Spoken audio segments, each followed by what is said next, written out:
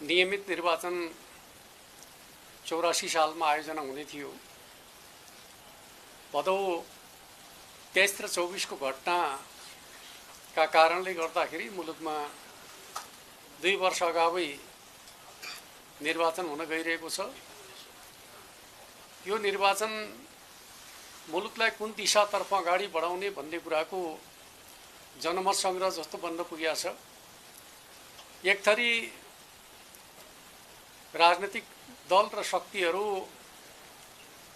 भदौ 23 र 24 गतेको घटनालाई सामान्य राजनीतिक घटनाका रूपमा, आन्दोलनका रूपमा, राजनीतिक परिवर्तनका रूपमा अर्थ्याउने खालको काम गरिरहेका छन् भने अर्कोतर्फ नेकपा एमाले 23 र 24 गतेको घटना हाम्रा जेनजीका नाममा परिचित भएका नवयुवाहरूको आकांक्षामाथि खेलेर, उनीहरूको भावनामाथि खेलेर उनीहरूको आन्दोलनलाई अपहरण गरिकन मुलुकलाई गम्भीर भूराजनीतिक द्वन्द्वको चक्रव्यूहमा पार्ने षड्यन्त्र अन्तर्गत घटना घटाइएको थियो भन्ने कुराको मान्यता राख्दछ।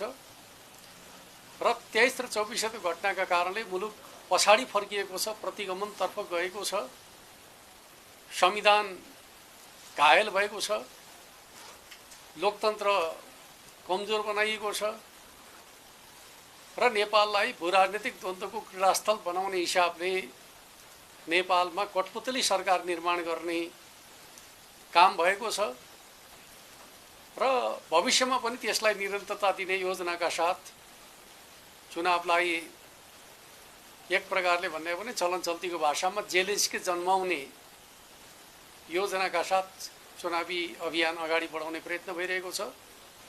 हाम्रो पार्टी त्यस प्रकारका षड्यन्त्रहरूलाई सफल हुन नदिने सङ्कल्पका साथ, योजनाका साथ मुलुकको स्वाधीनता, स्वाभिमान र राष्ट्रिय हितलाई अझ मजबुत बनाउनु पर्दछ।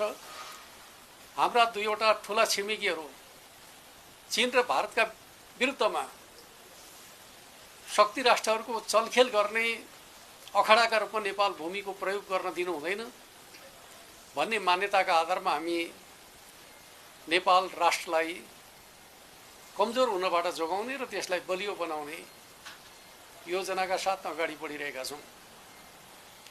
हिजो मात्रै हामीले चुनावी घोषणा पत्र तयार गर्ने सन्दर्भमा बुद्धिजीवी र विज्ञहरूसँग परामर्श गर्ने काम गरेका छौँ। हामीले चुनावका माध्यमबाट खास गरी मुलुकलाई सही बाटोमा अगाडि बढाउनका लागि, प्रतिगमनलाई सच्याउनका लागि, लोकतन्त्रको दिशामा अगाडि बढाउनका लागि, संविधानलाई क्रियाशील बनाउने, जननिर्वाचित प्रतिनिधि सभा स्थापित गर्ने र मुलुकलाई भूराजनीतिक द्वन्द्वको क्रीडास्थल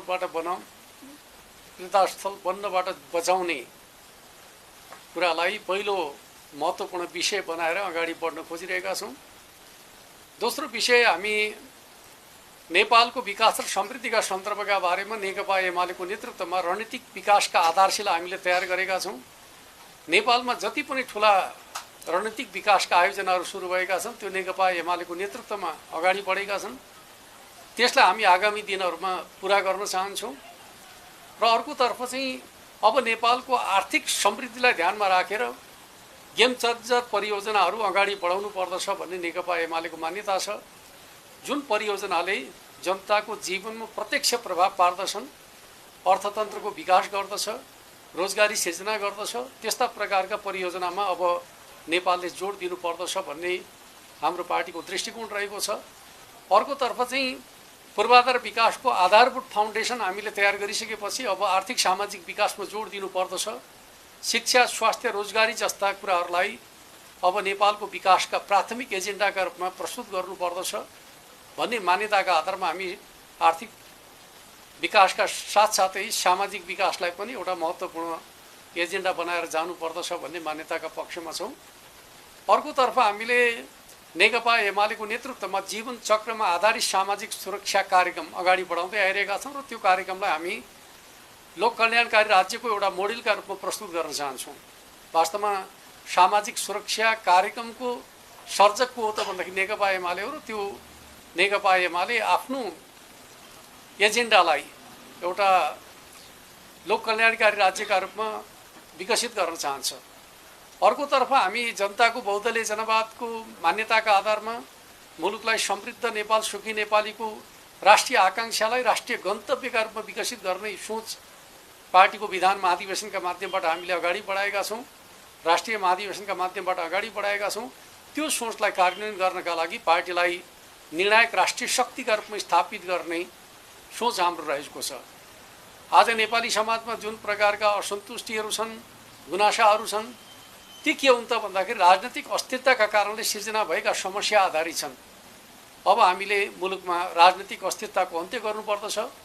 बलियो निर्णायक राष्ट्रिय शक्तिका माध्यमबाट 5 वर्षसम्म काम गर्न सक्ने शक्तिको विकास गर्नुपर्दछ। यो चुनावका माध्यमबाट त्यो दिशातर्फ जानुपर्दछ। त्यसका लागि हाम्रा सामु दुईवटा चुनौतीहरू छन्। एउटा पपुलिजम, अर्को एनार्किजम। पपुलिजम र एनार्किजमले समस्याको समाधान गर्न सक्दैन। यसले राष्ट्रलाई तात्कालिक रूपमा मान्छेलाई प्रभावित गर्ने काम त गर्दछ, दीर्घकालीन रूपमा मुलुकलाई झन सङ्कटमा पार्दछ, जनमतलाई विभाजित गर्दछ, घृणाको राजनीतिलाई प्रवर्धन गर्ने काम गर्दछ। आज सोसल मिडियाका माध्यमबाट जुन प्रकारको घृणाको खेती भइरहेको छ त्यसले समाजलाई कमजोर बनाउँदछ भन्ने मान्यतालाई हामीले बुझ्नुपर्दछ। त्यस आधारमा अगाडि बढ्नुपर्दछ भन्ने मलाई लाग्दछ। नेकपा एमाले नेपाली समाजलाई र राष्ट्रलाई कमजोर बनाउने र विभाजित गर्ने षड्यन्त्रका विरुद्ध निरन्तर रूपमा सङ्घर्ष गर्दै आएको छ। कुनै समय नेपाली समाजलाई जात जातको राज्यमा विभाजित गरिकन कमजोर बनाउने प्रयत्न गरियो, त्यसका विरुद्ध नेकपा एमाले दृढतापूर्वक लड्यो र नेपाली समाज बहुजातीय, बहुभाषिक, बहुसांस्कृतिक समाज हो, यसलाई जात जातमा विभाजित गर्ने कुरा उचित हुन सक्दैन। साझा राष्ट्र निर्माण नै हाम्रो बाटो हुनुपर्दछ भन्ने मान्यताको पैरवी गर्यो, त्यसलाई स्थापित गर्यो। अर्कोतिर नेपाली समाजलाई एक मधेस एक प्रदेशका नाममा विभाजित गर्ने कोसिस गरियो, त्यो पनि गलत मान्यता हो भन्ने कुराका पक्षमा दृढतापूर्वक नेकपा एमाले उभियो र त्यसलाई पनि उसले सच्याउने काम गर्यो। र आज मुलुकमा एक प्रकारले राज्य संरचनाका हिसाबले हामी सन्तुलित दृष्टिकोण स्थापित गर्न सफल भएका छौँ भने त्यो नेकपा एमालेको नेतृत्वमा ती कामहरू सम्भव भएका हुन् भन्ने कुरालाई हामीले बुझ्नुपर्दछ। आज फेरि नेपाली समाजलाई पुस्ताका नाममा विभाजित गर्ने कोसिस भइरहेको छ, नयाँ र पुरानो पुस्ता भनेर चाहिँ। खास गरी यो विभाजन पनि एउटा रणनीतिक चाल अन्तर्गत नेपाली समाजलाई विभाजित गर्ने काम भइरहेको छ। कुनै पनि समाजलाई कुनै नाममा विभाजित गर्ने कुरा उचित होइन, त्यसमाथि पुस्ताका नाममा समाजलाई विभाजित गर्ने कुरा त अझ उचित होइन। म तपाईँहरूलाई के कुरा भन्न चाहन्छु त भन्दाखेरि एसियाली सभ्यता र संस्कृतिका विरुद्धको मान्यता हो कि यो समाजलाई पुस्तामा विभाजित गरिकन अन्तरसङ्घर्षतर्फ लैजाने कुरा चाहिँ यो एसियाली समाजको दृष्टिकोण विपरीत कुरा हो। यो पक्षलाई हामी सबैले बुझ्नुपर्दछ, किनकि हाम्रो समाज भनेको एउटै परिवारभित्र 3 पुस्ता मिलेर बसेको समाज हो। 3 पुस्ता मिलेर बसेको समाजमा प्रविधि आधारित पुस्ताका नाममा, जेन जेडका नाममा जसरी समाजलाई विभाजित गर्ने काम भएको छ, यो हाम्रो एसियाली दृष्टिकोण होइन, नेपाली दृष्टिकोण होइन। पश्चिमाहरूले हाम्रो समाजलाई विभाजित गर्नका लागि बनाइदिएको दृष्टिकोणको आधारमा हाम्रा युवाहरू प्रभावित हुनु हुँदैन। हाम्रा आफ्नै परम्पराहरू छन्, आफ्नै मूल्यहरू छन्, हाम्रो आफ्नै सामाजिक र पारिवारिक प्रणाली छ। कुनै पनि राष्ट्रलाई अगाडि बढाउने हो भने विभाजन होइन, एकताको आवश्यकता पर्दछ। मिलेर बसेको समाजलाई पुस्ताका नाममा विभाजित गर्ने कुरा उचित कुरा होइन। र म तपाईँहरूलाई के भन्न चाहन्छु त भन्दाखेरि कुनै पनि राजनीतिक दल वा नेतृत्व त्यति बेला असान्तविक हुन्छ जति बेला उसले सामयिक एजेन्डाहरू बोक्न छोड्दछ। न उमेरका आधारमा असान्तविक हुन सक्दछ, न इतिहासका आधारमा असान्तविक हुन सक्दछ। पुराना राजनीतिक दल भन्ने प्रकारको दृष्टिकोण चाहिँ राजनीतिमा अत्यन्त गलत दृष्टिकोण हो। राजनीतिक दलहरू कहिल्यै पनि पुराना हुँदैनन्, उनीहरूको इतिहास लामो हुन सक्दछ, तर उनीहरू आवधिक रूपमा अधिवेशनका माध्यमबाट नीतिलाई पनि अद्यावधि गर्ने गर्दछन्, नेतृत्वलाई पनि अद्यावधि गर्दछन्। त्यस अर्थमा राजनीतिक दलहरू कहिल्यै पनि पुराना हुँदैनन्, सदैव जीवन्त हुन्छन्। पुरानो र नयाँका नाममा राजनीतिक दललाई विभाजित गर्न खोज्ने कुरा, समाजलाई विभाजित गर्ने कुरा यो गलत चिन्तनको परिणाम हो। यसले मुलुकलाई सही बाटोमा डोर्याउन सक्दैन। त्यस अर्थमा हामीले लोकतन्त्रमा चुनाव भनेको नीतिको बहस हो, कार्यक्रमको बहस हो। नीति र कार्यक्रम बिना एक प्रकारले व्यक्तिलाई सोशल मिडियाका माध्यमबाट सेलिब्रिटी बनाइकन गरिने छनौटले मुलुकलाई सही दिशातर्फ लान सक्दैन। त्यस अर्थमा सोशल मिडिया आधारित चुनाव क्याम्पेन भयो त्यसको जगमा व्यक्तित्व निर्माणको जुन श्रृङ्खला नेपाली समाजमा लाद्न खोजिएको छ त्यो एक प्रकारले भन्ने हो भने साइबर क्यापिटलिजमको एउटा दृष्टान्तका रूपमा हामीले त्यसलाई हेर्न सक्दछौँ। साइबर क्यापिटलिजमलाई प्रवर्धन गर्ने खालको रणनीति अन्तर्गत नेपाललाई भू राजनीतिक द्वन्द्वको क्रीडास्थल बनाउने जुन प्रकारको खेल नेपाली राजनीतिमा भइरहेको छ त्यसबाट हामीले आफूलाई जोगाउनु पर्दछ। र म हाम्रो नेपालका नवयुवाहरूलाई भन्न चाहन्छु, तपाईँहरूको भावनामा खेलेर जसले राष्ट्रका विरुद्ध षड्यन्त्र गरेका छन् उनीहरूलाई तपाईँहरूले पहिचान गर्नुपर्दछ र तिनीहरूप्रति घृणा गर्नुपर्दछ। राष्ट्र बनाउने अभियानमा तपाईँहरूको साथमा नेकपा एमाले छ। युवाहरूको सुरक्षित भविष्यका लागि नेकपा एमाले भूमिका खेल्नका लागि सक्षम छ। नेकपा एमाले नै नवयुवाहरूको भविष्यलाई सुरक्षित राख्न सक्दछ भन्ने मान्यताका आधारमा हामी अगाडि बढ्न खोजिरहेका छौँ र अहिलेको चुनावको अभियानका सन्दर्भमा हामी मूल रूपमा यिनै मान्यताका साथ जनताका बिचमा जाँदैछौँ। धन्यवाद। सागर केही प्रश्न छ, जिज्ञासा केही छ? यस यो अहिले यहाँले नै भन्नुभयो अहिलेको राजनीति चाहिँ दुईटा ध्रुवहरू छ। एउटा नयाँ पुस्ता र पुरानो पुस्ता छ। अहिले नयाँ पार्टी र पुरानो पुस्ता भनेर यो विभाजित भइरहेको अवस्थामा यो अवस्थामा चाहिँ यस्तो राजनीतिलाई कहाँ पुऱ्याउँछ? यो राजनीतिलाई यहाँले कसरी दिनु भएको छ? यसलाई ट्याकल गर्ने यहाँको रणनीति के छ? अर्को भनेको चाहिँ यहाँहरूले अहिलेसम्म पनि 34 दिन बाँकी छ 21 फागुन आउनको लागि। अहिलेसम्म यहाँहरूले चाहिँ अध्यक्षको नेतृत्वमा एउटा गठन गर्नुभएको छ। घोषणापत्र निर्माणको काम त्यो सार्वजनिक गरिसक्नु भएको छैन। यो घोषणापत्र लिएर यहाँहरूको उम्मेदवार कहिले चाहिँ जिल्लामा निर्वाचन क्षेत्रमा पुग्छ र यहाँको आकलन फागुन 21 गते नेकपा एमाले कति सिट जित्ने दाबी गरेको छ? अरू साथीहरूको पनि हिमालय टिभीको भाइ छैन धन कता आज यो हाम्रो पार्टीलाई चाहिँ अलिकति राजनीतिको मुखबाट पार्टीले खास गरी त्यहाँ के कसरी रणनीति बनाइराखेको छ के भनिन्छ भने अलिकति यो विषयमा अलिक ग्रह बसिरहेको पार्टीको उहाँलाई चाहिँ बढी नै चुनौतीपूर्ण छ त्यो क्षेत्र पनि एकदम मेरो अध्यक्षबाट सोसाइटी भएको यसले कसरी बुझिराख्नु भएको छ पार्टीले र यहाँ स्वयंले पनि त्यसका प्रति के बुझाइराख्नु भएको छ? अर्को हुनुहुन्छ?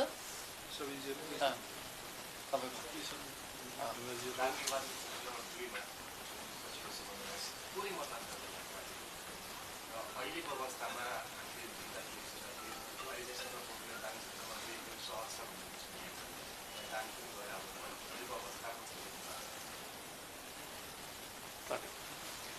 सबभन्दा पहिले त अब यो नेपाली समाजलाई पुस्ताका रूपमा विभाजित गर्ने जे प्रयत्न भएको छ त्यो गलत हो र त्यसलाई जोड्नु पर्दछ। त्यस अर्थमा हाम्रो आफ्नो पूर्वीय संस्कृति र परम्पराका आधारमा सामाजिक र जुन पारिवारिक प्रणाली छ त्यो पारिवारिक प्रणालीलाई जोगाएर जानुपर्दछ। मलाई एउटा रमाइलो लागेको एउटा प्रसङ्ग म तपाईँहरूलाई सुनाउन चाहन्छु। धेरै पहिलोपटक अमेरिका जाँदाखेरि अमेरिकी सरकारले एउटा अध्ययन केन्द्रमा लिएर गयो मलाई, एसियन स्टडी सेन्टर। त्यहाँ गइसकेपछि मैले के का लागि तपाईँहरूले यो सेन्टर खोल्नुभएको भनेर सोधेँ। उहाँहरूले के बताउनु भयो त भन्दाखेरि एसियाको फ्यामिली सिस्टमका बारेमा हामी अध्ययन गर्दैछौँ। किन आवश्यक पर्यो एसियन फ्यामिली सिस्टमको बारेमा अध्ययन गर्न भनेर जिज्ञासा राख्दा उहाँहरूले के भन्नुभयो, एसियामा एउटै परिवारमा 3-4 पुस्ता मिलेर बसेको हामी पाउने गर्दछौँ, तर हाम्रो समाजमा त 18 वर्ष पुगेपछि हाम्रा बालबच्चाहरू त परिवार छोडेर जान्छन् र हामी वयस्कहरू त एक्लो जस्ता बन्न पुग्दछौँ। एसियाली समाजमा कसरी मिलेर बस्न सक्छन् भन्ने कुराको अध्ययनका लागि हामी एसियन स्टडी सेन्टर खोलेर बसेका छौँ भनेर उनीहरू सुनाउँथे। उनीहरू एकातिर एसियाको समाज पारिवारिक प्रणालीका बारेमा चासो राख्ने, त्यसप्रति मोह जगाउने, हामी आफ्नो पारिवारिक प्रणाली भत्काउन लाग्ने कुरा चाहिँ कति उचित हुन सक्दछ। त्यस अर्थमा हाम्रो पारिवारिक प्रणालीलाई कमजोर बनाउने प्रकारको जुन प्रकारको पुस्ता विभाजन गर्न कोसिस भएको छ, पुरानो पुस्ता भर्सेस नयाँ पुस्ता गरेर मनोवैज्ञानिक खाडल सिर्जना गर्ने जुन कोसिस भएको छ, त्यो चाहिँ हाम्रो परम्परा विपरीत कुरा हो। त्यसबाट हामी जोगिनु पर्दछ। हाम्रो सामाजिक प्रणाली र हाम्रो पारिवारिक प्रणाली जे छ त्यसलाई जोगाएर जानुपर्दछ। त्यो नै नेपाल राष्ट्रको हितमा रहन्छ भन्ने मान्यता नै नेकपा एमालेको मान्यता रहन्छ। त्यस अर्थमा विभाजित गर्ने कोसिस छ, रोक्ने हाम्रो प्रयास हुन्छ भन्ने कुरालाई बुझ्नु पर्दछ भन्ने मलाई लाग्दछ होइन। अर्कोतिर चाहिँ अब नेकपा एमालेले अब कहिले चुनावी घोषणापत्र तयार गरेर पठाउँछ भन्ने सन्दर्भमा यसपटकको चुनावमा निर्वाचन आयोगले के गर्यो भन्दाखेरि उम्मेदवारी दर्ता गरिसकेपछि प्रचारको कार्यतालिका चाहिँ पछाडि मात्रै दियो। त्यस अर्थमा अहिले त आन्तरिक भेटघाट चलिरहेको छ, तर चुनाव प्रचार अभियान चाहिँ निर्वाचन आचार संहिताका कारणले सुरु हुन सकेको छैन। त्यो निर्वाचन आयोगको कार्यतालिकाका कारणले आफ्नो चुनावी घोषणापत्र लिएर प्रचारमा जाने समय नै सुरु भएको छैन। जति बेला समय सुरु हुन्छ त्यति बेला नेकपा एमाले चुनावी घोषणापत्रसहित प्रस्तुत हुन्छ र सम्भवतः हामी फाल्गुनको पहिलो हप्तामा चुनावी घोषणापत्र जारी गर्दछौँ र त्यो बोकेर चाहिँ हाम्रा उम्मेदवारहरू चुनाव प्रचार अभियानमा जुट्दछन्। मलाई लाग्दछ अब व्यवस्थित पार्टी एमाले हो भन्ने कुरा हामीले पटक पटक प्रमाणित गरेका छौँ। मैले तपाईँहरूलाई भन्नु पर्दैन, समानुपातिक सूची निर्माण गर्नका लागि कुनै पार्टी बैठक बसेन, एमाले बैठक बस्यो। प्रत्यक्षतर्फका उम्मेदवार छनौट गर्नका लागि कुनै पार्टीहरू चाहिँ औपचारिक बैठक बसेन, नेकपा एमाले बैठक बसेर निर्णय गर्यो। त्यस अर्थमा संस्थागत हिसाबले चलेको पार्टी त नेकपा एमाले नै हो र यो चुनावलाई पनि संस्थागत हिसाबले लैजाने कुरामा उसले नै अगुवाई गर्दछ। अहिले कतिपयले भन्दै गर्दछन् अब नीतिगत बहसकै आवश्यकता छैन, वनमै सो गरिकन चाहिँ अगाडि बढ्न खोज्ने प्रवृत्तिहरू छन्। त्यो प्रवृत्ति लोकतान्त्रिक होइन। त्यस अर्थमा चाहिँ म के भन्छु भन्दाखेरि लोकतन्त्र भनेको संवादको प्रणाली हो। अझ ज्यादा भन्नुहुन्छ भने चुनाव भनेको जनतासँगको संवाद हो। जनतासँगको संवाद पनि आवश्यक नठान्ने, राजनीतिक दलहरूका बिचमा नीतिगत संवाद पनि आवश्यक नठान्ने, तर आफूलाई नयाँ वैकल्पिक शक्तिका रूपमा प्रस्तुत गर्ने कुरा चाहिँ उपयुक्त कुरा होइन भन्ने कुरालाई हामीले बुझ्नु पर्दछ भन्ने मलाई लाग्दछ। कसैले विकल्प दिन चाहन्छ भने नीतिगत बहसमा जान सक्नु पर्दछ, तब मात्रै त्यसले विकल्प हो कि होइन भन्ने कुरा नीतिले निर्धारण गर्दछ, अनुहारले होइन। त्यो अनुहार पुरानो हो, यो अनुहार नयाँ हो भन्ने अर्थमा चाहिँ यो विकल्प हुँदैन। विकल्पका लागि नीति र एजेन्डा आवश्यक पर्दछ भन्ने कुरालाई हामीले चाहिँ यो निर्वाचनमा स्थापित गर्नु जरुरी छ भन्ने कुरा म तपाईँहरूका बिचमा राख्न चाहन्छु। जहाँसम्म झापा 5 को सन्दर्भ छ, झापा 5 का जनताहरू राजनीतिक रूपमा जागरुक जनता हुन्, किनकि जसले पञ्चायतका विरुद्धको विद्रोहको सङ्घर्ष गरे, त्यो ठाउँका जनताहरू जसले हरेक लोकतान्त्रिक आन्दोलनमा नेतृत्वकारी भूमिका निर्वाह गरे, त्यो ठाउँका जनताहरू पपुलिजम र एनार्किजमको प्रभावमा परिकन परिणामलाई नै तलमाथि पार्न सक्दछन् भन्ने खालको मान्यता पार्टीको छैन। होला, सोसल मिडियामा हुने हल्लाखल्लाले एक प्रकारको प्रभाव त पारेको छ, तर चाहिँ मतदाताका बिचको कुराकानी गर्नुहुन्छ भने हामी झापा 5 मा पनि सुरक्षित अवस्थामा छौँ। त्यहाँ कुनै प्रकारको चाहिँ जोखिमको अवस्था छैन भन्ने पार्टीको विश्लेषण रहेको कुरा म तपाईँहरूका बिचमा राख्न चाहन्छु। जहाँसम्म दाङ जिल्लाको सन्दर्भ छ, विगतमा राजनीतिक दलहरूका बिचमा गठबन्धन भयो, महागठबन्धन भयो। दाङ जिल्ला फेरि यस्तो जिल्ला हो जहाँ माओवादीको पनि प्रभाव क्षेत्रका रूपमा रहेको, नेपाली काङ्ग्रेसको परम्परागत प्रभाव क्षेत्र रहेको त्यस्तो जिल्लामा प्रमुख पार्टीहरूका बिचमा गठजोड रहँदाखेरि पनि नेकपा एमालेले 200 भन्दा कम मतमा चुनाव हारेको अवस्था हो। अहिले राजनीतिक दलहरू एक्लै चुनाव लडेको अवस्था र अर्कोतर्फ विगतमा शङ्कर पोखरेलले चुनाव हार्दाखेरि दाङ जिल्लाले धेरै अवसरहरू गुमायो भन्ने कुराको अनुभूति नै दाङ जिल्लामा अहिले बङ्गाली जनताका बिचमा चर्चाको विषय, छलफलको विषय, बहसको विषय बनेको मैले महसुस गरेको छु। त्यस अर्थमा यसपटकको चुनावमा तपाईँले भने जस्तै बङ्गाली जनताहरू राष्ट्रिय राजनीतिमा दाङको भूमिकालाई स्थापित गर्ने गरी शङ्कर पोखरेललाई जिताउनु पर्दछ भन्ने निष्कर्षमा पुगेको मैले पाएको छु। मेन मुद्दा चाहिँ दाङमा के हुन्छ भन्दाखेरि टोलिङको मुद्दा चुनावको बेलामा जसले जुन गोडबाजी चलिरहन्छ, फलानाले मैले मेरो घरमा आएको भन्ने थाहा गर्ने यसपालि यो क्लियर पारिदिनुहोस् न आज फोरलिनको जुन यो बजेटको कुरा छ कसको पहलमा चाहिँ यो फोरलिन अब फेरि सम्पन्न हुँदैछ? यो त फेरि कस्तो हुन्छ भन्दाखेरि अब